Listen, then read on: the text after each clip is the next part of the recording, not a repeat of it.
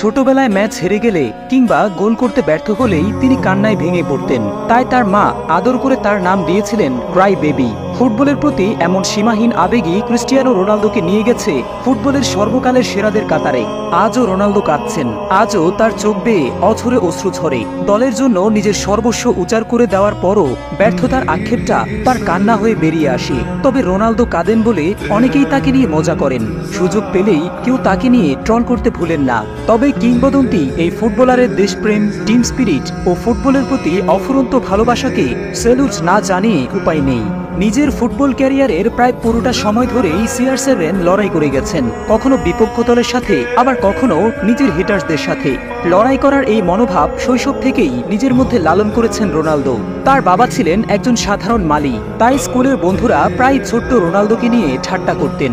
অভাব অনটনের সংসারে যেখানে বেঁচে থাকাটাই দায়, সেখানে ফুটবল খেলার স্বপ্ন দেখাটাই ছিল অন্যায়। তবে ফুটবল রোনালদোকে চুম্বকের মতো টানত, তাই শত দারিদ্রতার সত্ত্বেও ফুটবলকে আঁকড়ে ধরে রেখেছিলেন তিনি।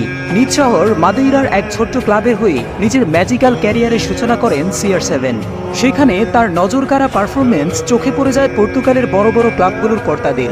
ফলে মাত্র 12 বছর বয়সেই রোনালদো সুযোগ পেয়ে যান পর্তুগালের অন্যতম নামকরা ফুটবল ক্লাব স্পোর্টিং লিসবনে।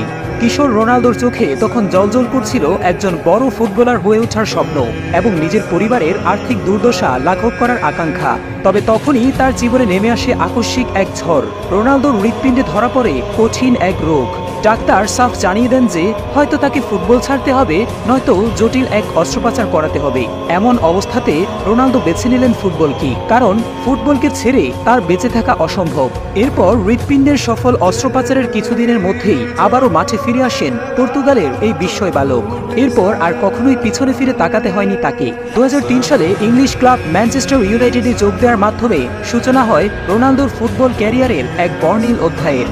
রেড ডেভিলদের হয়ে প্রায় 7 বছর মাতমাতান এই পর্তুগিজ তারকা 196 ম্যাচ খেলে গোল করেন 84টি। 2009 সালে অল রেডদের পাট চুকিয়ে রোনালদো যোগ দেন তার স্বপ্নের ক্লাব রিয়াল মাদ্রিদে।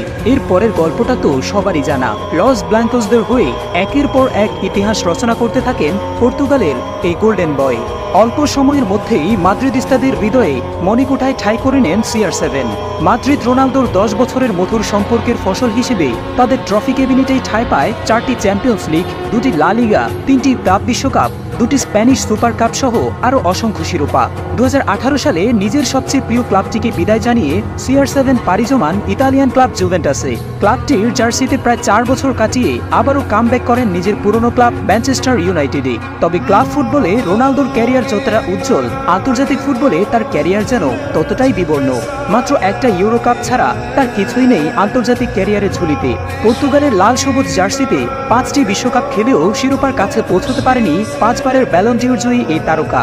তাই শত অর্জনের মাঝেও জাতীয় দল রোনালদোর ক্যারিয়ারে চিরকাল আক্ষেপ হয়ে থাকবে। তবে দিন শেষে ট্রফি দিয়ে রোনালদোকে বিচার করা বোকামি ছাড়া আর কিছুই হবে না। পর্তুগিজ সুপারস্টার ফুটবল বিশ্বকে যা দিয়েছেন তা কোনো সোনালী ট্রফির চেয়েই কম নয়।